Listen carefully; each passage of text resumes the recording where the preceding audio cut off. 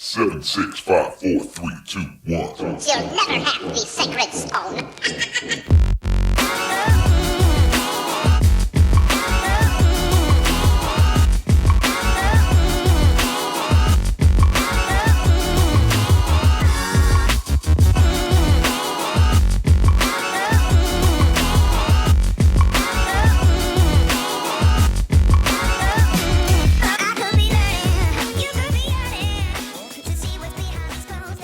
All right, welcome back to another edition of Vegas Squares podcast.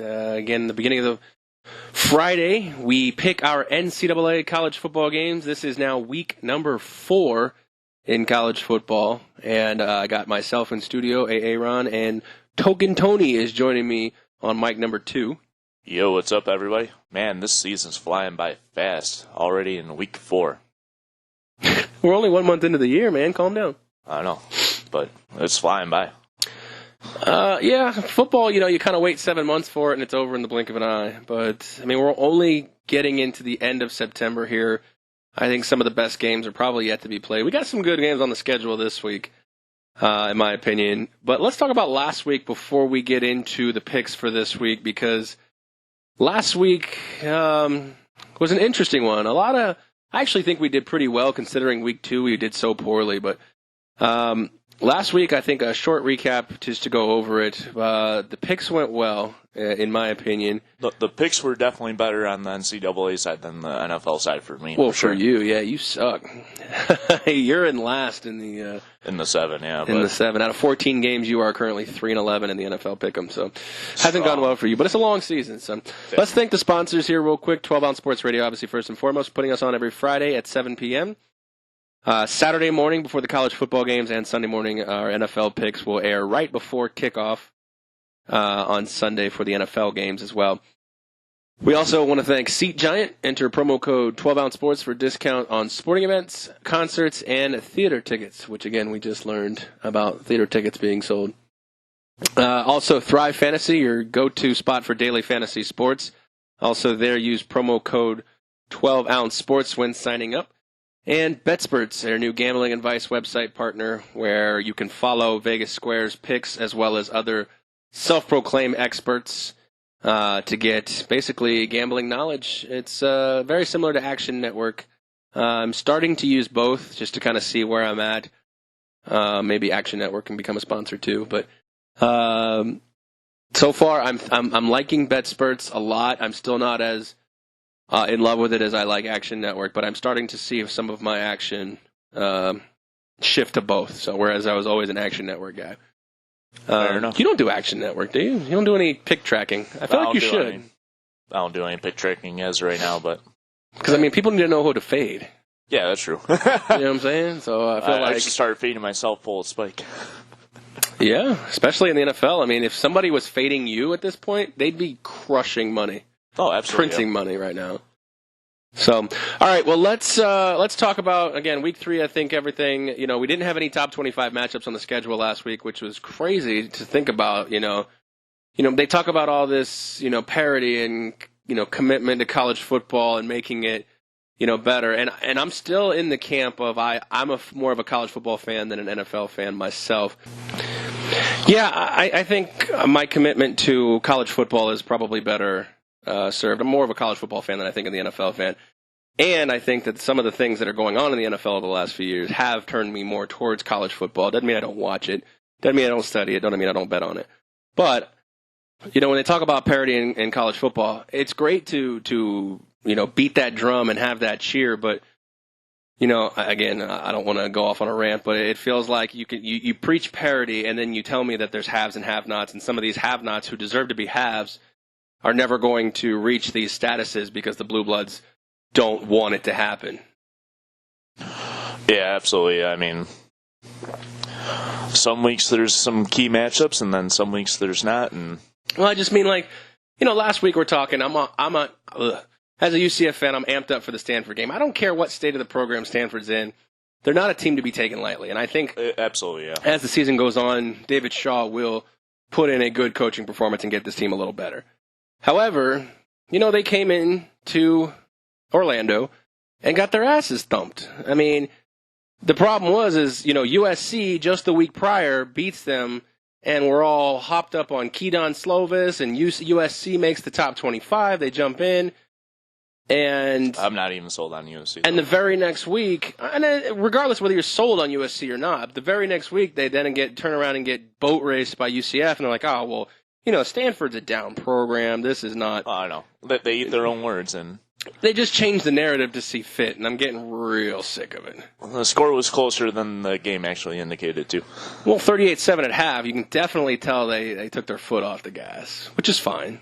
I mean, a win's a win, but unfortunately for a team like UCF, who 1 is trying to make the playoffs, 2 is trying to gain respect, and 3 is maybe trying to get into a conference where the dollars are at, you gotta keep your foot on their throat. I think so. At least push a little harder or something. Yeah, I mean, look, a great win, big win against the P5 program. Vaulted them up to, I believe, number 15 from 17. Sounds about right, yeah. But, if you really, really want those things to come true, I mean, you've got to go in for the kill and keep the knife right on the throat.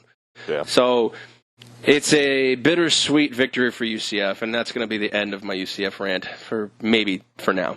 So, all right. Well, it is Friday. If you're listening on Friday on 12 Ounce Sports, we have a few games we'd like to talk about, and then we'll get into the Saturday matchups as well. So, if you're listening on Saturday, you're going to get to kind of see how we did. Hopefully, if we do well, you tailed, and hopefully, if we don't do well, you faded. So, that's kind of what our tagline is, right? The choice is yours, tail or fade. Oh yeah. I don't know. Again, I kind of like switching our tagline to just a bunch of losers trying to pick winners. I kind of like that one. I think that might be our new bumper sticker. That might be our new bumper sticker. All right. So, all right. So tonight, Friday night, if you're listening Friday, we have Florida International at La Tech. Yeah, I'm not worried about that one. I actually kind of like that game a little. Me as a pick, I'd probably take La Tech, so bet the opposite on that one. Yeah, I can see that as well. I mean, if you're on that, I mean, I'm not anywhere near that. I didn't even handicap that game at all. Yeah, I just think La Tech's definitely the better program. Not really anything to prove, but channeling your inner fake token and betting on games that you're forcing someone to watch. Are you working for like CBS Sports Network and like, hey, bet this game so you can watch it so CBS can pump the ratings? No, not at all. All right, well, more so I was talking about the USC facing Utah and also Boise State at home versus Air Force. I think those are bigger games tonight. Oh, absolutely. No disrespect to Florida International and Louisiana Tech, but let's start at the Coliseum, USC, coming off of that heartbreaking loss, I guess, to BYU, where their Keydon Slovis threw 3 interceptions, made some freshman mistakes, but kept his team in the game up until the last point. Couldn't secure a victory over a BYU team that's we'll talk about later, but I got some opinions on BYU. Okay. Let's look at this line. It's what do we got, 4 at this point? You got the lines with you. 3.5 is what I see. All right, it's pretty much been at 4 until this morning. It dropped down to 3.5. All right, so we're seeing most places 3.5. I have 51.5 on the total here. I got to imagine Clay Helton's on the hot seat. This 3-game stretch may get him fired or may get him an extension. He has Utah tonight, Washington next week, and Notre Dame the following week. I see them getting the other 2 games are on the road, too. I see them getting goose egg out of that. Wow. Yeah, I mean, I can totally see. I can't see 3-0. I can totally see 0-3. I feel like 1-2 is a little bit more probable, but does that come tonight? That's the question. I don't think it does tonight. I think they get walloped by Washington. Yeah, Washington has a really good quarterback who's only just getting better by the game, and Jacob Eason. But the one win I see is tonight. I think Notre Dame on the road is going to be tough. I think Washington, like you said, it's probably an auto loss. But I think if Clay Helton is any kind of a coach, which no one really believes that he is, this is the game he's going to have to win. I've already put a play on this. It's going to be starting here soon on Friday. I'm taking USC plus the 3.5. Again, I think he's going to win this game. If we can push this game back up to 4.5, something like that, I might sprinkle a little bit on the money line, but I'm thinking Utah by no more than a field goal in this spot, and I kind of like the over. Fair point. Yeah, I like the over as well on this one. I mean, Slovis is completing so far 77% of his passes, and again, I see like a 35-27 kind of game. well, that could be, but Utah has never beaten USC at the Coliseum in their program's history. Yeah, well, again, it's not easy when you have those kind of demons hanging over you. Especially that puts more pressure when they've been in the Pac-12 for, I want to say 6 years, maybe longer. That means if you're playing USC every other year on the road, they've played at least 3 contests on the road in the recent years. In the Kyle Willingham or Whittingham? I think it's whatever. That's not the point. They joined in 2011. Okay, so you figure we're about 8 years now. Yep. So. Yeah, I'm on a USC ticket here tonight. So USC plus 3.5. If it goes back up to 4, I'll jump on it again at 4, and maybe some money line there, spot. Sprinkle. I think Slovis, like Jacob Eason, a little less experienced, but I think as the year goes along, he's going to be a better quarterback, and I think that needs to start now. And I'm hoping Clay Helton can just coach his way out of a bad situation in this spot. Because I'm afraid that if we see Helton gone, which he still may be gone, even if he goes 3-0 in this, and they still have a down season. There's been rumors of Urban Meyer taking over at USC. What a fucking crock. Yeah, and I know pretty much nobody wants that. Well, it's not that. It's just like, okay, he did this at Florida. He faked this health problem. Well, I don't want to say fake. I don't want to assume anyone's health issues. And then he moves to Ohio State. Ohio State starts to get that, what was the sex toy guy's name? Something Smith, but...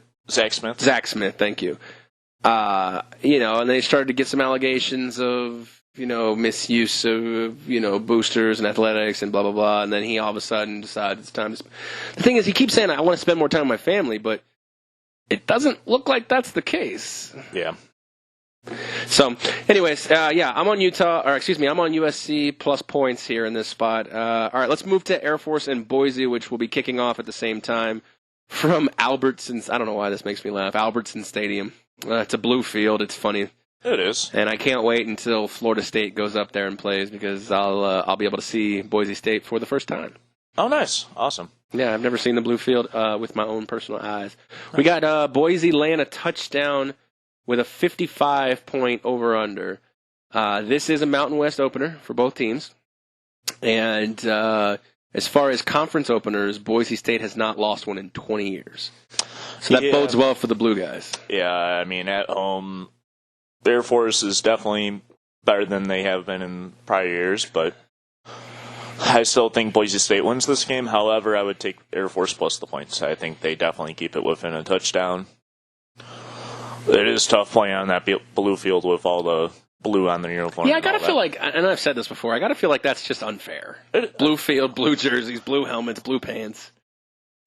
Yeah, I think the public might be too high on Air Force in this spot, coming off a nice win against Colorado. Colorado has obviously less game film, obviously less experience playing Air Force.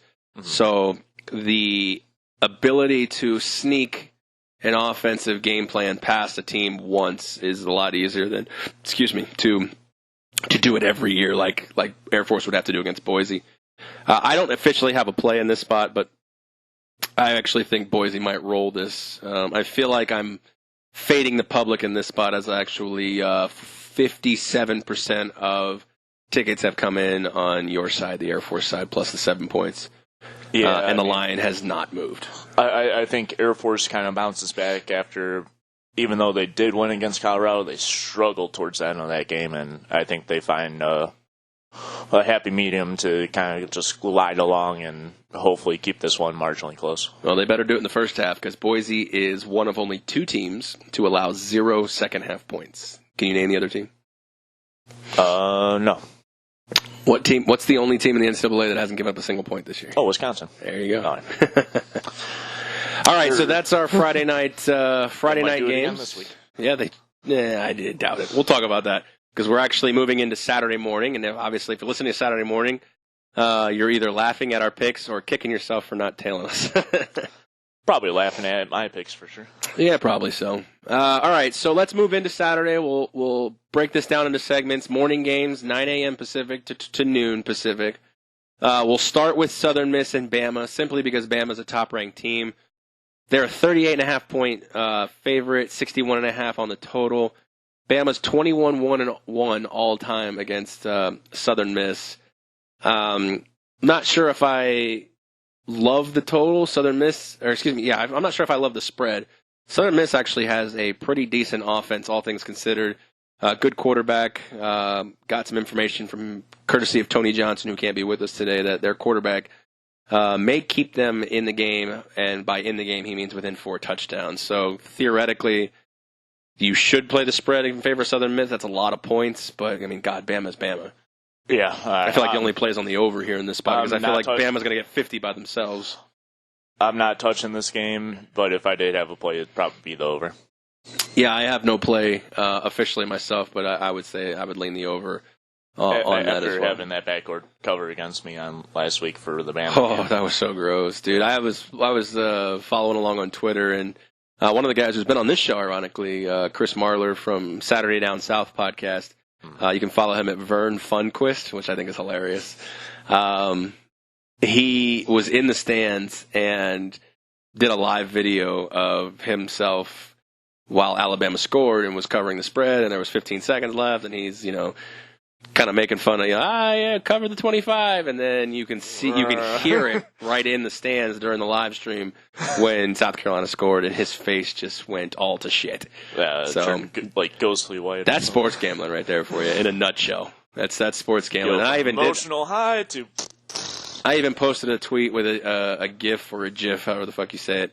Yeah. It said Bama backers be like ... and then there was a picture of this gangster guy who was laughing, and all of a sudden he just looks up what the fuck? Yeah. Anyways, you had to be there. It was funny. I thought it was funny. All right, so again, Bama, they're such a weird team. You step on their throats, you still might only win by 5 touchdowns. That's a big number to cover. I think Southern Miss has the offense to get. I want to say Southern Miss scores between 10 and 24 points in this game. So I think the play is on the over because Bama's going to light up their defense. Yeah. Tua is going to probably walk back into Heisman front-runner candidacy. Yeah. Speaking of, after 3 weeks here, who gets your vote? I don't know. It's still got to be Jalen Hurts, right? It's hard to go against him. Jalen had my vote last week, and I don't think he did anything to dissuade me from picking him. I think Trevor Lawrence had a fine game, but actually threw too many interceptions. Trevor Lawrence has 5 interceptions in 3 games. That's not good. It's not Heisman worthy. It's definitely not this all-time GOAT that we're crowning him already for professional football. But we'll talk about him in a little bit. Yeah, I would say Jalen Hurts at this point. I would say Jalen Hurts. Maybe even Jonathan Taylor. Yeah, Jonathan Taylor, even though they had a bye last week, I think this game's a key watch for him if you are liking him for the Heisman, for sure. All right, let's talk about that game with Jonathan Taylor turnover. Wisconsin, 3.5-point favorites at home versus Michigan. The total 45 on that game. Michigan is looking for its first road win in Madison in 18 years, which is 9 matchups. Yeah, they definitely have been improved. If you had to guess a line before looking at this line, what would you have thought it would be? About what it is, or? Yeah, I'd say 3 all the way. Anywhere from 1.5 to 3 in favor of Wisconsin. They haven't given up a single point this year. Yes. Dude, they are 110-0 in terms of points scored and points allowed. I think they give up a few points. That's Central Michigan. Oh, of course. I think they're going to give up a few points. That's Central Michigan, and that is USF. But still, USF 49-0 and Central Michigan, 61-0? Yeah, they wallop. The thing that I look at in this spot, both teams coming off a bye. Yeah, that's kind of odd. Yeah. Me, realistically, I thought the spread would be closer to about 5, actually. Okay. And the reason why I think it is a little lower, because a lot of people do tend to bet on Michigan, especially late on Friday and early Saturday morning. And I think if they would have had more of a handle on the Michigan side, they'd move the line and get a middle somehow. And that's why the line's at 3.5. Yeah, I think I'm actually going to take Michigan and the points in this game. I want to say Wisconsin is not as good as they've looked, and Michigan is not as bad as they've looked. And I think in a spot where all things considered equal, we're looking at basically a home field advantage spot in here. And either Michigan's the better team or they're begging me to take Michigan. I think they're begging people to take Michigan. However, they might come down to a field goal, though. Well, that's what I'm saying. I mean, I know. if Wisconsin wins by 3, that hook's going to be key. Yes. I'd still leave the 3.5, in my opinion. I think Wisconsin is definitely... Well, I mean, you got strength versus strength, run defense versus running back. I think Jack Cohn's going to have to be a playmaker in this if Wisconsin wants to win the game. Oh, absolutely, yeah. And I'm not sure that that's the case. Yes, Wisconsin has obviously played really good defense, but they've also played really mediocre opponents. Yes, I mean, Michigan played Army and got everything they could handle from that team. yeah. Army's not a slouch. Army's definitely not a slouch. They rise for the big games, for sure.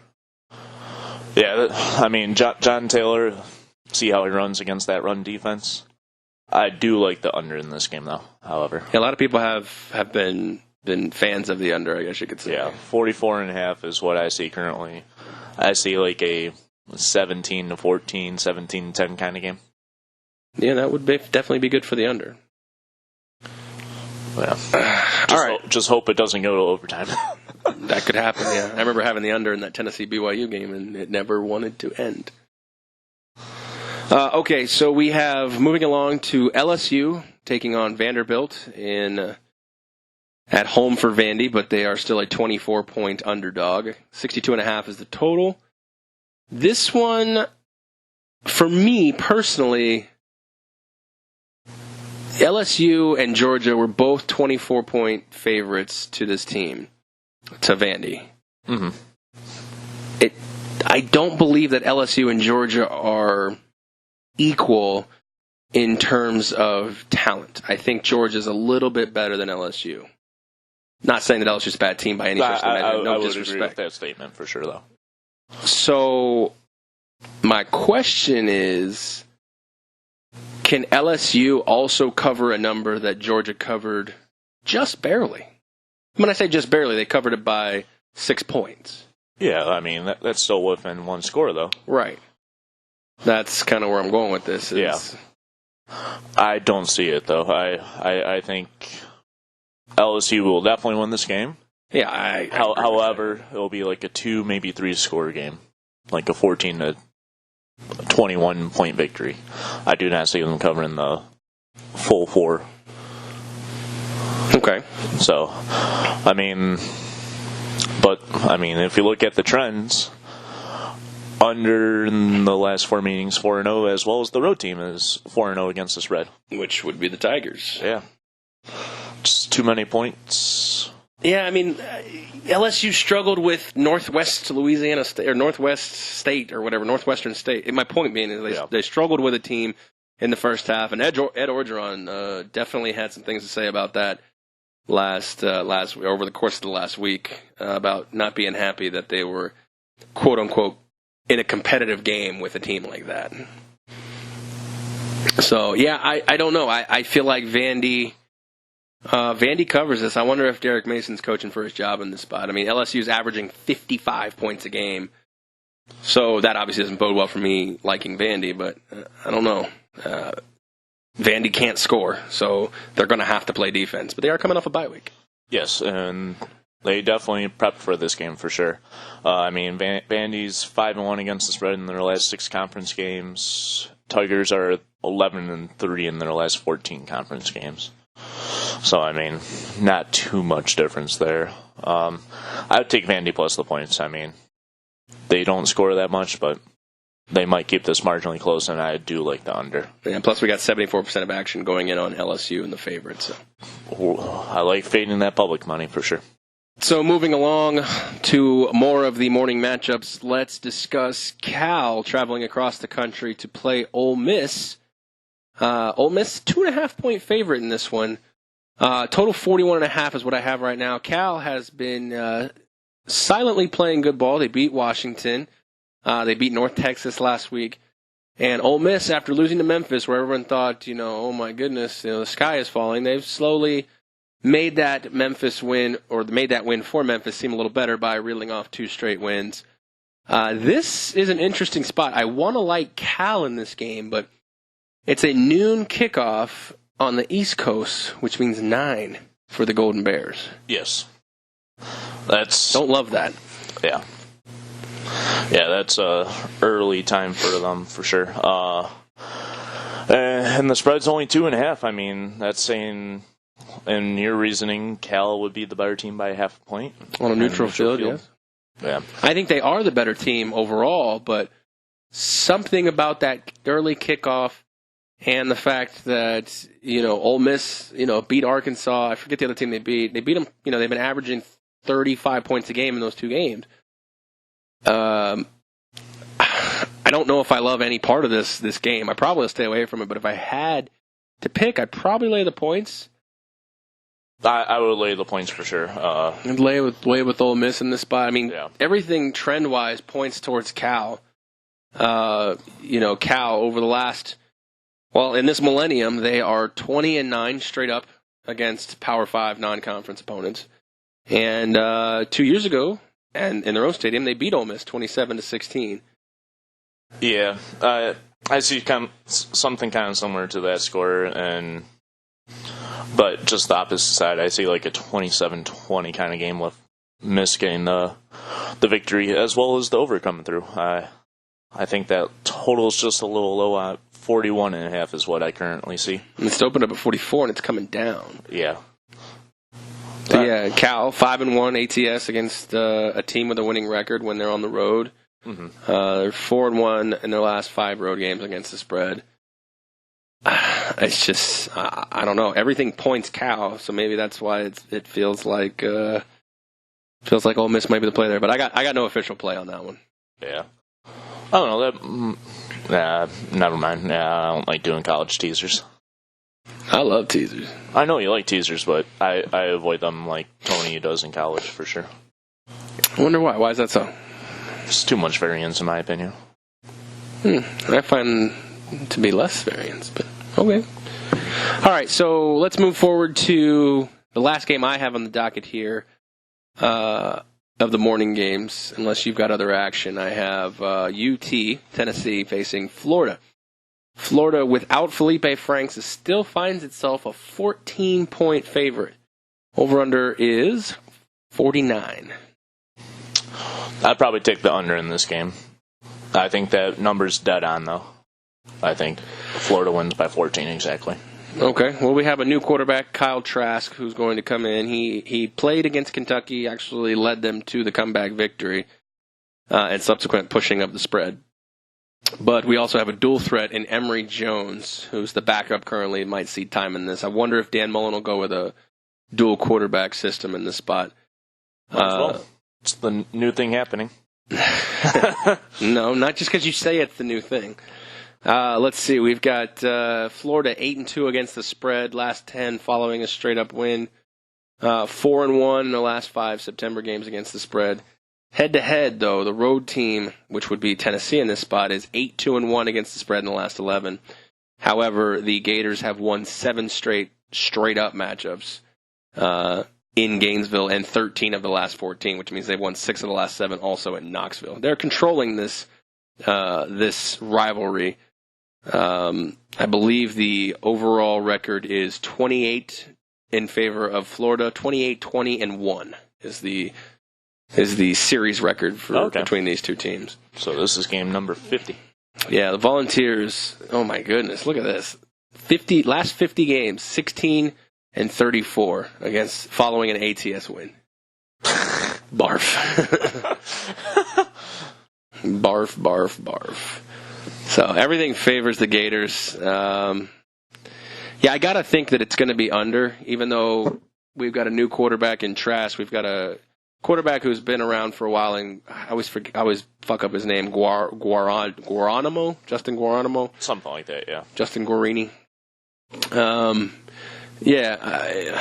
That's a lot of points to lay. Even though you're at home, it's a lot of points to lay with a backup quarterback. The only way I can see Florida really covering that spread is defensively. And that's totally plausible. They got one of the best defenses in college football right now. Yeah, I could see them even getting defensive score and just pushing the cover. Yeah, totally plausible. No play on me on this one, but if I had to, I would probably tease this. Thought you were going to say something like that. I'd probably tease this. I put it a 14-point teaser and just take Florida to win the game. They're the better team, even with the new quarterback at this spot. Fair enough. You got any other action in the morning games? Not touching any of the other morning games. No. All right, let's move to the afternoon games. Those are games being played between 12 p.m. Pacific and 4 p.m. Pacific. The first one we will look at is Auburn and Texas A&M. See if I can pull it up on my screen here, because their lineup is not the same as my lineup, which is unfortunate because they need to be looking like I look. We have a first true road game for Bo Nix, the true freshman quarterback from Auburn. So far, he's looked okay. He's 52% completion percentage, 4 touchdowns, 2 picks. But Auburn is undefeated since Texas A&M has moved to the SEC. Auburn's undefeated at Kyle Field. But yeah. So that doesn't bode well for Jimbo's boys. Yeah, it looks like money's even on both sides of the ball. And if I had to take a pick in this one, I'd probably take Auburn plus the points. Maybe even sprinkle a little on the money line. Are you shocked they're getting points in this spot, considering they're 3-0, also 3-0 against the spread versus Texas A&M, who I'm a little shocked that they're did lose to Clemson. I mean, that's not as terrible of a loss, obviously. But I'm surprised they're getting 3.5. I thought the number would be 2.5 or 3. The road team in this meeting, which is 7 meetings, is 6. The road team is 6-1 against the spread, and the over is 5-2. Okay. So favoring, again, totals 48 in this spot, favoring Auburn in the over, which I can totally see both, because I can see Auburn winning this game by a touchdown, or being a close game. I can see this game in the 27-24 range. Mm-hmm. Last 5 home games for Texas A&M, the over's 4-1, and the over's also 4-1 in the last 5 games overall versus a team with a winning record, which happens a lot for them in the SEC, obviously, because the SEC West is a lot of teams with winning records. So I would say I would probably take the points in that spot too, and probably play something on the over, because I think both these teams can run it up and down the field. I think the key to this game, probably in helping Bo Nix, will probably be Auburn running back. Oh man, these names get weirder and weirder. Jatravius Whitlow. How you spell that? What, the last name? No, Whitlow's easy. The Jatravius. Jatarvius. Jatarvius? Jatarvius. Tarvius? No. Jataviaris? No. All right. Jatarvious. Okay. Jatarvius. Ding! All right, so, yeah, I'd say Auburn in the over in this spot. Probably just put a play on the over. Okay, so let's move on to Louisville facing Florida State. And Willie Taggart, fun fact, offshore books are now beginning to take action on which NCAA coach will be fired first. Ooh, nice. And Willie is the favorite. What was he at, like 3-2? I don't know. I just read an article that said he was the favorite. I didn't look at actually what the actual odds were. But if I had to guess, it would be probably plus 150-ish. Look, as a Florida State fan, I personally am giving him 3 years. Meaning 3, like last year, this year, and I'm giving him 3 years. Usually by year 3, you're starting to get your own recruits. Yeah, and you. So look, and I've also been a proponent to say that this hire was terrible from the beginning, because the guy's carried a career 500 record everywhere he's gone, pretty much. Yeah. So that being said, I'm also willing to give him 3 years, because the 3rd year is the beginning of his recruits, and Jimbo didn't leave quite, anything in there. you left just short of a dumpster fire, pretty much. Yeah, and then you lost DeAndre Francois, which that was his own doing for beating women. But nevertheless, Louisville comes into Tallahassee as a 6.5-point dog. We got a 61 total. That is high. Very, very, very high. Yeah. First thing I will say is I have a play on the under in this game. Okay. I will definitely lean towards the under. Despite the fact that Florida State is 120th in total defense out of 130 teams.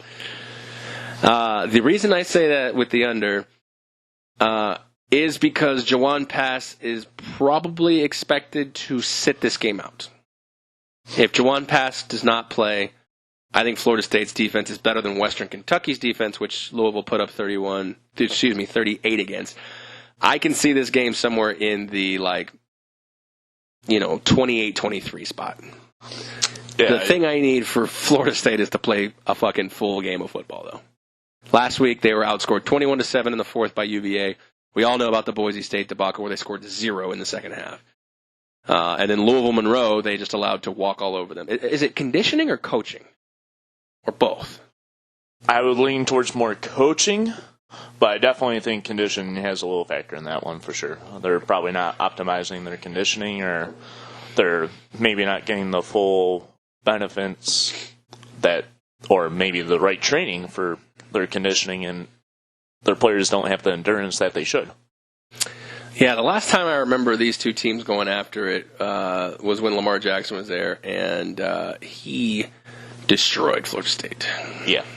Over his 5-0 in the last 5 meetings, though, so it doesn't bode well for my under. I just don't think these teams... I think these teams are going to play better defense than what their statistics show. God, I hope. But I've already got a plan on the under. Yeah, I don't have a play on the total, but however, I do have a play on the game. I do like Louisville plus the points. However, I am taking them outright. What money line do we got there? Money line is currently... How are you going to call out a money line and not have it ready? plus 210. Okay. Yeah, definitely some value on that. Might even put a little on the spread, too, just to back up, but I think I'm sold on Louisville in this game for sure. All right. 6.5 is way too much anyhow, but I think Louisville is a better team. Fair enough. All right, UCF playing Pittsburgh, the back end of a home and home, this one in Heinz Field.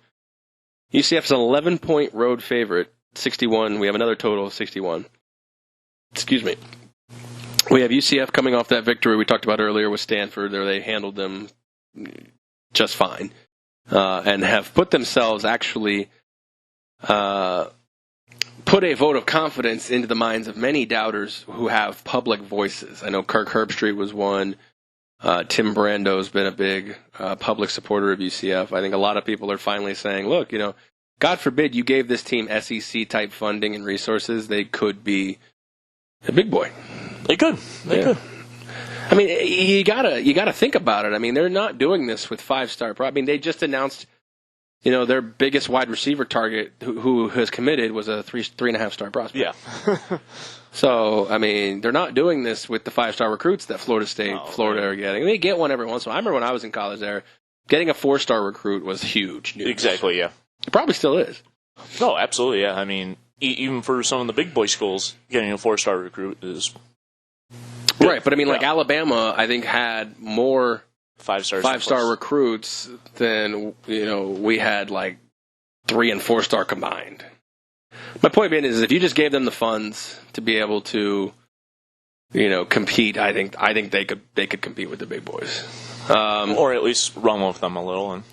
But here's another spot where I don't love UCF minus 11. I think Pittsburgh plays really good defense. I also said this last week against Stanford, and they got boat raced.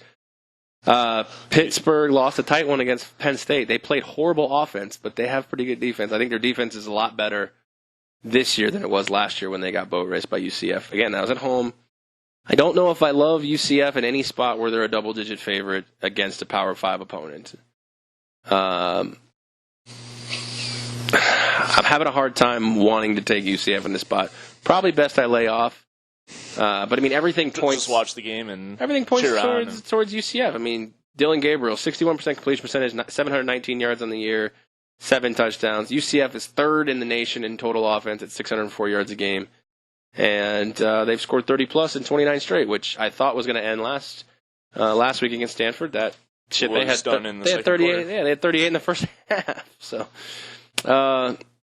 it's hard to really say in this spot what's going to happen. I think Pitt covers the 11 points. I think Central Florida, UCF wins by 10. I like the under because I don't think Pitt scores as many as people think.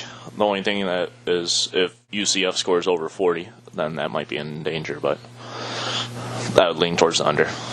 Probably UCF minus the points.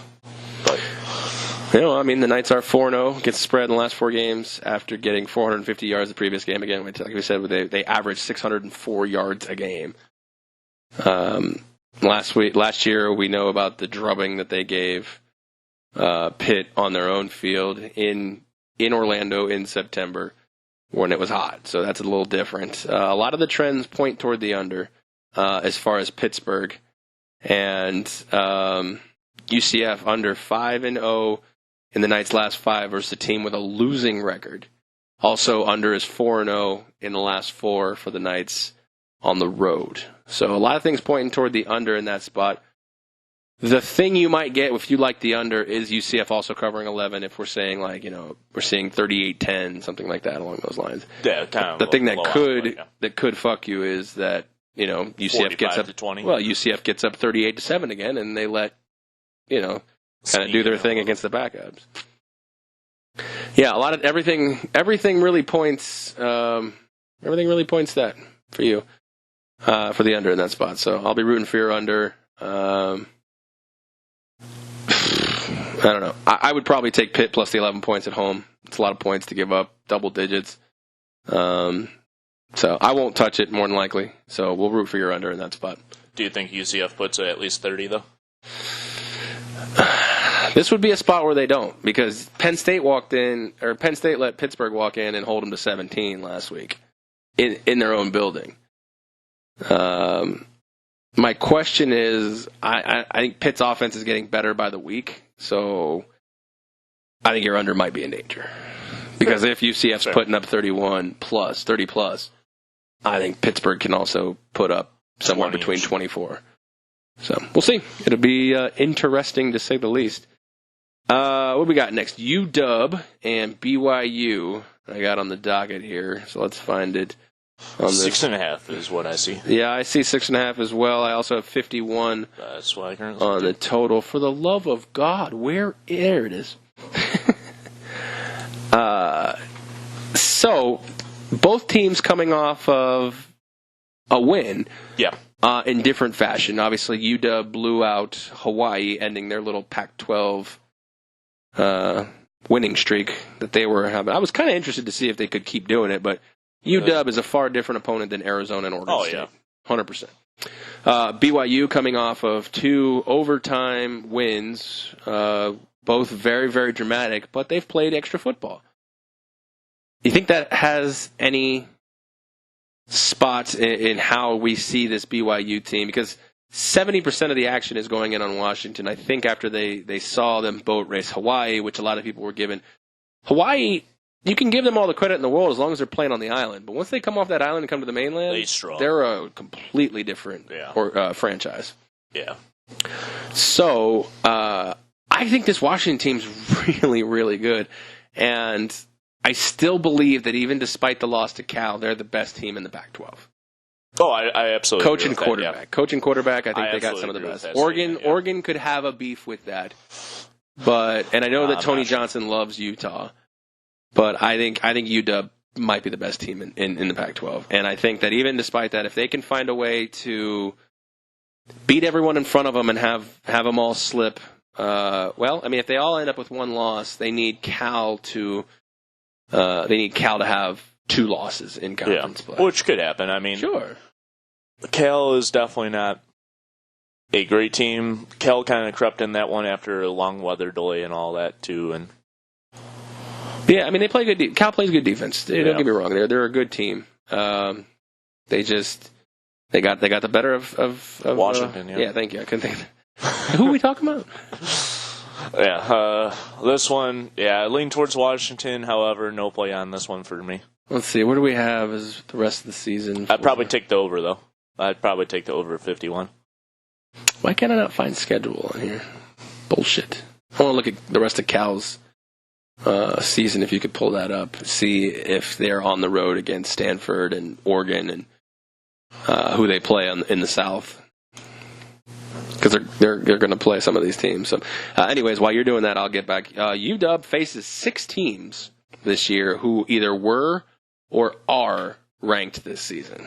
I mean, that's a lot. Yeah. And obviously, if they can get through that and win the Pac-12, I think that's a spot where the College Football Playoff Committee says, you want to talk quality wins. I mean, good God, that's a lot of quality wins. Okay, I'll go down the schedule here. They beat Cal, who is now, or excuse me, they lost to Cal, who's now ranked. Mm-hmm. They are going to play USC, who was ranked at one point. Stanford was ranked at one point. Oregon and Utah are currently ranked, and also Washington State, the Apple Cup, they're currently ranked as well. So that's 6 teams. Yeah, Cal, the rest of the schedule, they could also play in this BYU game. That could be 7 teams if BYU finds a way to get ranked. Which could happen by then here. Well, I think if they win this game, then we're talking because we'll get to that. Let's talk about. So if UW wins this game and runs the table, I think they have a legitimate shot at getting the playoff if they win the Pac-12. Possibly. As far as BYU, I think realistically, besides if Utah runs the table, maybe that's... Well, Utah's in the South, correct? Yeah, but I mean they would have to win. Well, they would have to win the Pac-12 championship. Yeah, exactly. Yeah. Which could be against UW. Yeah. My point being is that if UW runs the table, which would include the Pac-12 championship, if either of those teams run the table, I think they should get in the playoff. I agree. I think a Pac-12 team. However, if it's either any team besides those two, I don't see it happening. Oregon, I could see Oregon. Maybe. Let's see, Oregon. I'm going to try to look at their schedule. I have Cal's schedule right now. This week they're at Mississippi. Next week they host Arizona State. The following week they're at Oregon. Team. They're Oregon's at Oregon. They're hosting Oregon State the week after at Utah, hosting Washington State, and then hosting USC. So they could have 2 losses on there. And then they go to Stanford and UCLA to end the season. Probably the losses won't be on that. No. But my point being is okay, so let's flip the script to BYU. Yes, they lost to Utah by 18 points. They kept it relatively competitive for the first 2.5 quarters.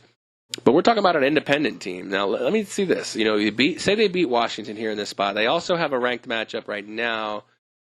They have a matchup with a ranked team in Boise State at home on the 19th of October, which I think is an interesting matchup, especially if Boise State's still ranked and somehow BYU, with a win against Washington and quality wins on the road at Toledo and South Florida, could sneak their way into a ranking. And if BYU beats Boise while both are ranked and at Utah State, I think the rest of their schedule, I think if BYU can run the table, I think we could be looking at playoff conversation for them too. And that's probably something no one expected at the beginning of the year. Yeah, I mean, the last 2 ones, however, in overtime, they've looked like a decent team. I mean, they're definitely not... I mean, a playoff team should not have been competitive with Tennessee. But that's the thing. That's the reason BYU kind of went independent, is because they can dictate their own schedule. I mean, look at this schedule. It's all over the map. You have Utah at Tennessee versus USC versus Washington. Yes, that's 3 Pac-12 teams. Then you go at Toledo. I mean, what Power 5 program goes at Toledo other than Miami? Not many. Not many, yeah. At South Florida and Tampa. Then they play Boise State at home, at Utah State in a rivalry game, and then they finish off with what they should run through Liberty, Idaho State, and UMass, and setting up a game which may be good at San Diego State. May be a game where they could be putting themselves into national championship conversation. So it's probably a little bit of a far-fetched dream, but I would not rule BYU out in this case. They can be considered a blue blood, kind of. So, Anyways, back to the game. We're looking at a 6.5 point spread. All that being said, we're looking at a 6.5 point spread. I don't want to touch it, but if I did, I would look for UW to win this game by a field goal. Okay, yeah. I see definitely a lot more scoring than the total indicates, so my play would be the over, and I would lean towards Washington covering. All right. You got any other action in the afternoons? No, not right now.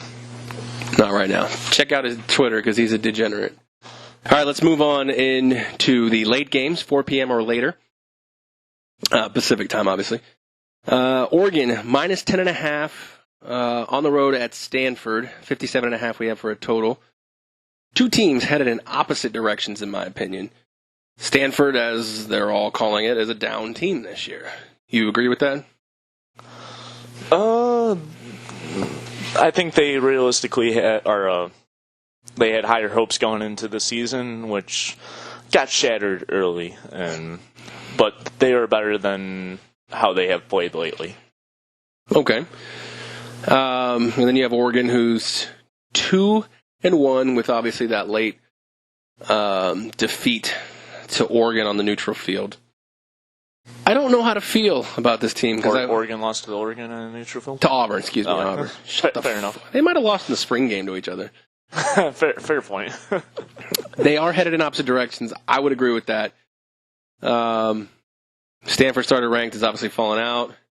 But Oregon started, 10th, and even losing that on a late possession touchdown to Auburn, they fell all the way to 17.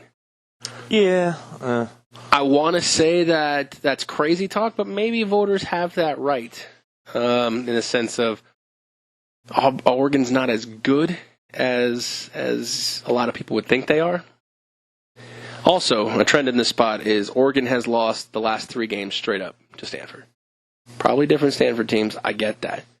But David Shaw has had their number despite whatever talent he gets. I mean, look at the talent. There's not a lot of talent discrepancy considering the admission standard to get into a place like Stanford. Yeah. That's not a disrespect to Oregon. It's just a compliment to Stanford. Mm-hmm. But you do have Justin Herbert, who is completing 74.6% of his passes. That's kind of good. It's very good. Yeah. It's almost 3 out of every 4. I mean, I do have a play on this game, and that's the over 57.5. Think so? Yeah. I do think it just creeps over. I see like a 34-27 kind of game. Stanford probably getting a backdoor cover or something like that, and I don't like pushing it over. All those things I just said complimenting Stanford, I still just don't like them at all. Head-to-head, the over is 4-1 in the last 5 meetings, though, so that does favor you. However, the favorite is 4-1 against the spread in the last 5 meetings. In Stanford, the over in the last 7 meetings is 5-2. And at Stanford, the Ducks are 2-5 ATS in the last 7 meetings in Palo Alto. All that being said, I'm going to buck trends. I'm going to lay double digits with Oregon. I think they win this game by 3 touchdowns. Okay. I mean, I wouldn't be too surprised. That's why my only play is the over. I think that Duck might be doing a lot of push-ups. Does he do push-ups on the road, too?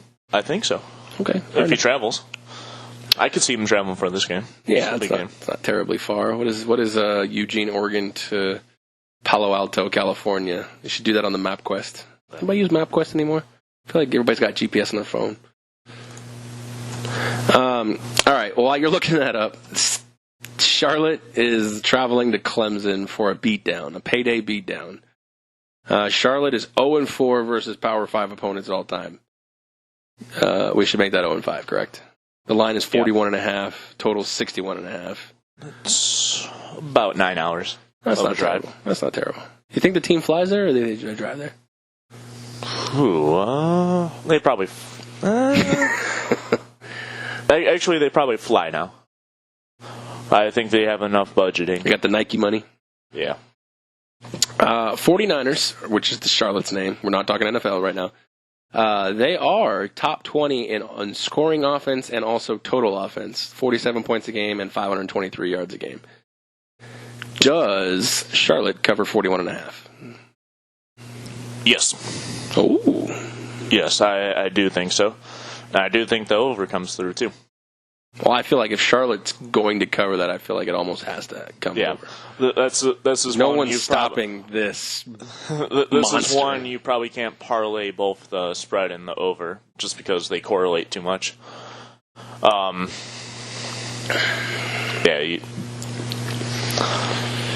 I don't know. I'm on the other side. I think it's 52-3. I'll bet you Charlotte scores more than 3. I'll say they score more than 6. No, because that's all it takes, a touchdown. 7? 10. 10? 9.5? Fuck you, shut up. 10 points. 10 points? 10 points. Charlotte scores 10 points, and you give me 1.5 to 1 odds, since you think that they're going to keep it close than the 41. Sure. All right, so for a buck. For 10. What kind of weird degenerate are you? Yeah, you win 10 if they score 11 or more, and I win 15 if they score 10 or less. Push on 10, though. 10.5. 10.5 even money. Okay. All right, I get 10 and under. It's because it's even money. Yeah, well, I got Defensive touchdown. I need the degen in me, so I was willing to drop the line a little, or I guess reduce the juice for you. For $10. All right, $10. I have Charlotte under 10.5 points. You'll be watching this game just because of that. I will not be watching this game. Actually, the only reason I would maybe watch this game is to watch Trevor Lawrence, because I think maybe myself and a lot of people have given Trevor Lawrence too much credit. I'm a Trevor Lawrence fan, but he's not been playing well this year. If you had the number 1 pick last year and Lawrence and Tua were open or were available, Tua, absolutely. Really, I still think I would take Lawrence. I just don't know if it's as close as it was. I think it's closer than it was in January. I always thought Tua would be a better NFL quarterback than Lawrence. Based on what? I think he's definitely more... He's left-handed. He's small. He's smaller than Russell Wilson. I think being left-handed is an advantage. How many left-handed quarterbacks do you know that did well? 2. Mike Vick. Yeah, 2. And you even named the obvious one. You named the secondary guy. I mean, he ran a lot. Who's the best left-handed quarterback of all time? McNair? What? No, he was right-handed. Who's the How first? you not say Scott Mitchell, bro? You're a Lions fan. Are you kidding me? Who's the best left-handed quarterback of all time? Lions quarterback sucks. It ain't Scott Mitchell. But who's the best left-handed quarterback of all time? Don't look it up. This should be easy. I would say Mike Vick. No. Who? Steve Young. Oh, okay. Come on. I didn't know he was left-handed. What? No. Oh, my God. I hope nobody's listening. I heard you say I didn't know Steve Young was left. That's right, you are younger than me. I forgot. Now I feel like I'm the old guy on the show. Today you are.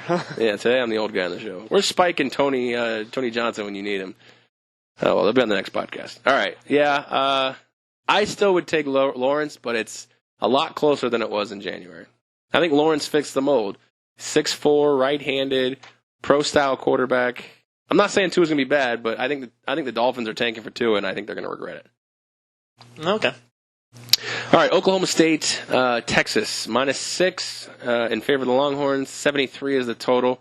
Texas is winless in Austin against Oklahoma State since 2008. That is a stat I did not think I would read. Wow, that's very interesting. Yeah. I think that trend comes to an end. I agree. However... Herman is also winless, but that's only 1 start. Okay. 6.5 is quite a bit of points, and I'd still probably lay it. I will take the points with OK State, even though I agree with you that I think Texas will win. I think Texas wins this game by 3 or 4 points. I think Ellinger has fallen out of the Heisman talks that he was in the beginning of the season, despite the fact that he has thrown for 11 touchdowns and no interceptions. He's only one of 3 quarterbacks that can say that in the NCAA this year. Mm-hmm. I also think the Longhorn offense has looked a lot more efficient than they did last year. That being said, I think the player of the game for Oklahoma State is going to be my boy Chubba Hubbard. Chubba! Yeah, exactly. 521 rushing yards so far in 3 games is ridiculous. Yeah. Any thoughts on the total for this one? 72.5 is the current line. I'm never a big fan of totals already to begin with because I don't like the fact that total relies. I don't like betting on both teams. Okay. You know what I mean? I've said this on many podcasts. I don't particularly care for totals because it requires both teams to do something, whether it be not score or score. See, that's my thought about betting like a parlay within the same game. Also true. Yeah. Because you rely so much on so many different outcomes and all that. Especially when you bet the favorite and like the over, which is obviously probably the square play. Yeah, square play. But yeah, they rely too much on each other, and a lot of stuff can go wrong quick. Well, yeah, I mean, especially if you have the under. Yeah, I mean, exactly. Yeah, exactly. You could be screwed pretty early. Yeah, anything can happen. I'll take Oklahoma State plus 6 points. I'm sure the money line on Texas is probably, minus 250 or give or take. Right around there, probably 250, 270-ish. Yeah. Oklahoma State probably plus 2. All right, last game on the docket we have is Notre Dame at Georgia, which, like we said, is the College Game Day site. Georgia laying 14.5 points. I tweeted about this yesterday. I said, look, you have the number 7 team in the country against the number 3 team in the country. Number 3 team in the country is giving you 14.5 points, and you're telling me that UCF doesn't belong in this conversation? Exactly, yeah. I mean, hell, you can give UCF 14.5 points. I think UCF put up a better game than Notre Dame would. Oh, absolutely, yeah. Jake Fromm, his first start ever was in South Bend against Notre Dame. He led him to a comeback. Now he's probably one of the best quarterbacks in college football. That's a lot of points, though. It is. 58 is the total. 56% of action is on the over of that 58. And wagering on the spread right now, according to covers, is 55-45. Effectively even, yeah. UGA, despite not having a bye week, they have had effective bye weeks. They crushed Arkansas State. And beat, I want to say it was Murray State. Something like so they've pretty much been off, quote unquote, for the last 2 weeks. Yeah. Notre Dame had a few tough contests early out, and Notre Dame had Louisville, which was that was closer than probably a lot of people expected. And I forget who else they played, but yeah, they've got a tough road in front of them for sure. Yeah, let's see. I can tell you who they played. They played, New Mexico. Yeah, they ain't worried about that. 66-14. I think I remember calling for the cover on that one last week, too. So what do you got? Anything? Georgia minus the points. All right, I'll take you. We'll keep the juice out of the books. I'll take Notre Dame in the points. Okay, for $10. $10. Okay. So two wagers there. Okay. All right. And I'll probably be putting Charlotte 10.5, far more. Charlotte 10.5. You have the over, and then you have Georgia laying 14. 2 touchdowns and a hook. All right, fair enough. I like it. Yeah, I think Notre Dame. Gentleman's agreement. Yeah, huzzah. Huzzah. No, I think Georgia is definitely the better team. I think they're far and away the better team, and I'm actually not even loving my Notre Dame bet. That's a lot of points. I just think so many people are on Notre Dame right now that the books need this cover, and they will get it for sure. And Georgia might even cover 3 scores. See, they're not so much on Notre Dame. I mean, I think the number of wagers is 55% Notre Dame, but I'm not sure that the actual money itself is all on Notre Dame in this spot. Fair enough. There might be more sharp money on Georgia or whatever. Yeah. So, all right. Well, that's going to wrap it up for NCAA picks week number 4. Hopefully, if you tail us, you do well, or if you fade us and we suck, you also do well. Again, that choice is yours. Let's thank the sponsors again one more time before we get out of here. First and foremost, obviously, 12-Ounce Sports, where we air every Friday night, Saturday morning, and Sunday morning. Friday nights at 7 p.m. Eastern, Saturday mornings before college football, and Sunday mornings before NFL football. I also want to thank Seat Giant. Enter promo code 12-Ounce Sports for discounts on sporting events, concerts, and theater tickets. Obviously, Thrive Fantasy for all your daily fantasy needs. Promo code 12-Ounce Sports over there at thrivefantasy.com. And BetSperts, our newest and most favorite gambling advice website where you can track all of our NFL picks for Vegas Squares are going to be on there. Our other sports are on the Action Network still. But again, thanks to the guys over at BetSperts. Catch them on Twitter at BetSperts, BETSPERTS. So again, for Token Tony, I am Aaron. We appreciate you listening. We'll catch you on the next episode.